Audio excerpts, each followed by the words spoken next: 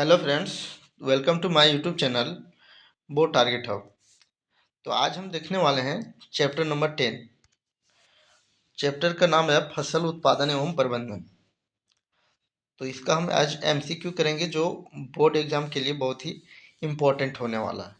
तो देखते हैं इसका हम पहला क्वेश्चन।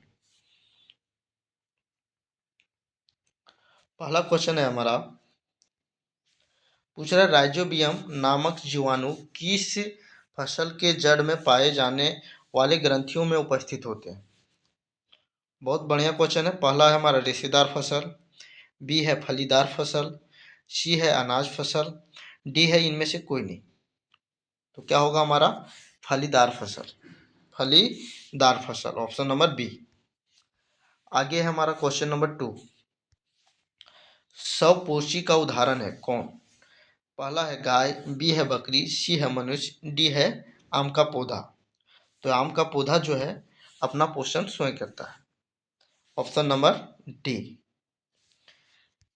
आगे देखते हैं क्वेश्चन नंबर 3।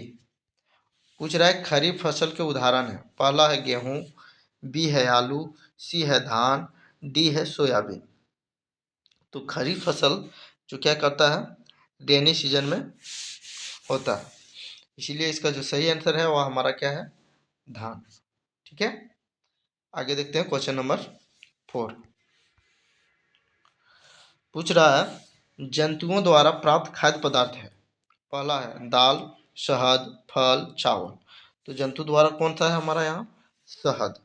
दाल चावल तो हमारा पौधों द्वारा होता है। आगे देखते हैं क्वेश्चन नंबर 5। पूछ रहा है कृषि के अंतर्गत आते हैं।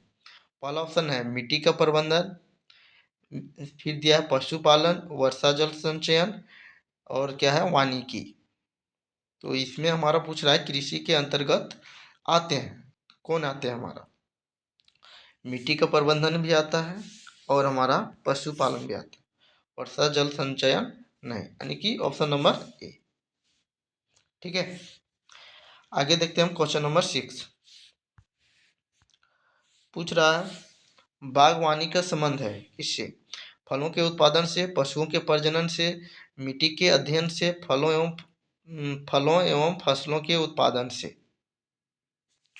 तो यह जो है बागवानी का संबंध किससे है फलों एवं फसलों के उत्पादन से। Option number D. आगे देखते हैं क्वेश्चन नंबर 7। पूछ रहा है जुताई से संबंधित इनमें से कौन सा कथन गलत है। जुताई से संबंधित इनमें से कौन सा कथन गलत है पूछ रहा है। पहला ऑप्शन है मिट्टी ढीली होती है, बी है मिट्टी को ऑक्सीजन प्राप्त होता है, सी है मिट्टी कड़ी हो जाती है, पौधों की जड़ों को मिट्टी के अंदर जाना आसान हो जाता है। तो इसमें जो है हमारा गलत क्या दिया है। तो गलत हमारा है कि मिट्टी कड़ी हो जाती है, ऐसा तो नहीं होता है। ऑप्शन नंबर सी इसका सही है।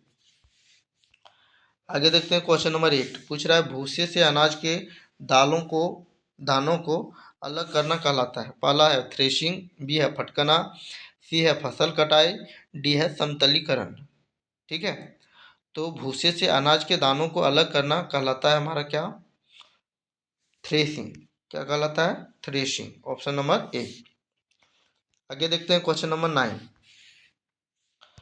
पूछ रहा है पौधों तथा जंतुओं के अपशिष्टों के अपघटन के पश्चात प्राप्त पदार्थ को कहा जाता है। पहला है उर्वरक, बी है खाद, सी है खरपतवारनाशी और डी है एनपीके।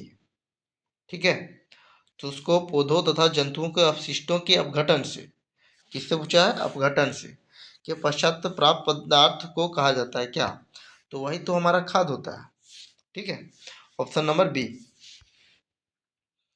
आगे क्वेश्चन है हमारा फसल खराब करने वाले कीटों के नियंत्रण का जैविक तरीका कौन सा है।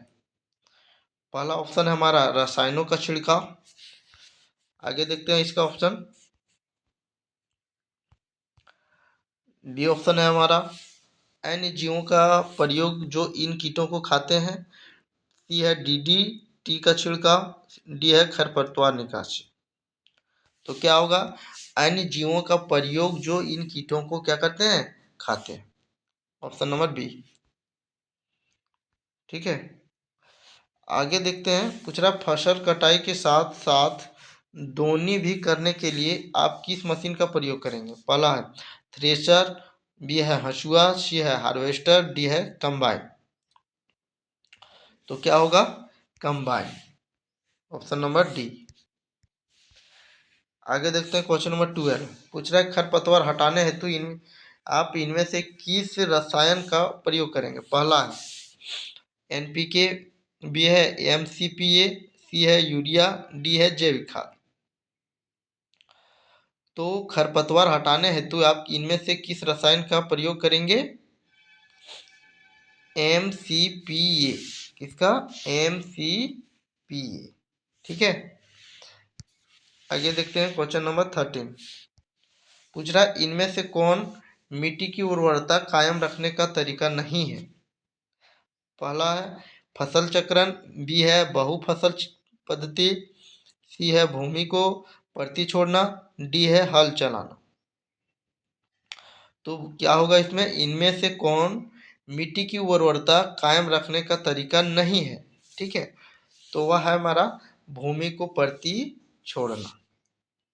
आगे देखते हैं क्वेश्चन नंबर 14। पूछ रहा है कीटनाशी रसायनों के उपयोग का फायदा क्या है? पहला है फसल उत्पादन में वृद्धि, बी है वन्य जीवों पर प्रभाव, सी है कीटनाशी रसायन का मिट्टी में रिसाव, डी है देर से प्रभाव।